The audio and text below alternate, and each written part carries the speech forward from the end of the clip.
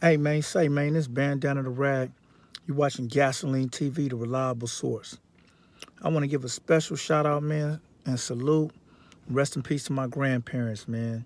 I just trip off life, man, and look at everything that they done for me, man. I was just blessed, man. To be honest, I was blessed. Now I have a father. Mother was in the streets and drugs and different things. So I needed that. I needed that structure. I needed that discipline. I needed that love. I needed that shelter. You know what I'm saying? And they opened up their doors. And when I say they were my mother and father. Everybody can vouch that. They were my mother and father. And the experience that I came across just being able to be under their guidance is phenomenal. I'm going to say that. It's phenomenal, man. I am who I am today because of the structure and the people that I had behind me. And I remember it vividly as a kid, certain grandkids, mothers would probably give them the phone and they would call my grandmother and be like, why you only take care of him? You only do this for him. You don't do this for us. Wooty wooty, but whatever it is to make her feel bad. And she would express, you got a mother, you got a father, you got a grandmother that's rich, you got this and that. He don't have anything. I got to take care of him. I'm going to take care of him. And she would be crying and I would run and hug her. But I was glad to get that experience to really hear it and see for myself and be old enough to dissect what was going on. And they've been gone some years, decade plus, and that I think that had put me in a certain space with a lot of people because they probably feel okay, he's the favorite or he's this. No, I wasn't the favorite. I just was the less fortunate. I was the one without all. You know what I mean? So it required them to do what they needed to do for me, right?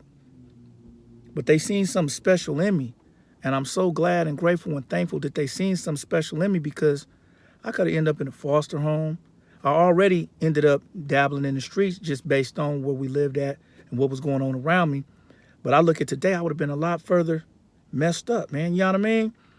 And a lot of people looked at that like that. And since they've been gone so many years and been so long, they wonder like, well, I wonder what he gonna do. A lot of people prayed on my downfall. I wonder what he gonna do now. He don't got mama and daddy.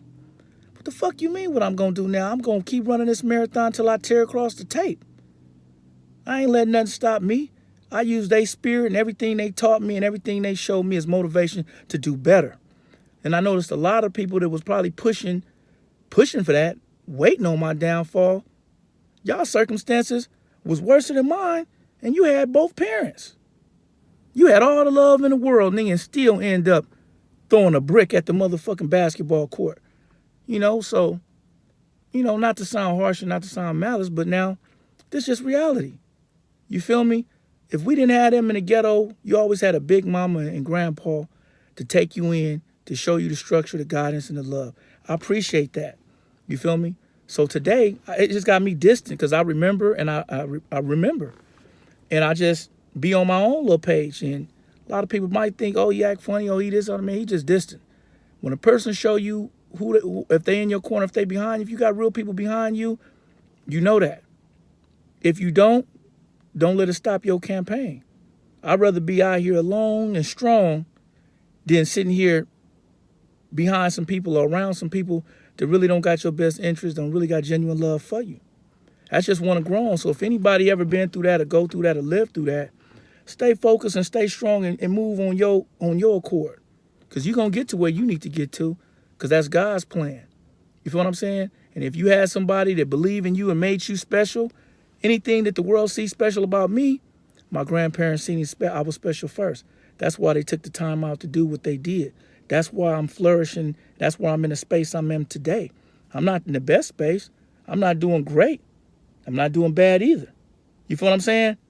But whatever way I'm doing, the morals and standards and respect for people, the things that I was taught and brought up with, I still carry those same things today. I'm just reminiscing though, but this bandana, the rag, Gasoline TV, the reliable source. Sometimes you got to go through your Rolodex in your mind and chapters in your life and see what make you who you are today. I'm distant today. I'm on my own page today. I choose not to be bothered with anything isn't 100. You know what I mean? That's just the life I chose. But that's just something to grow on, man. Bandana Red Gasoline TV.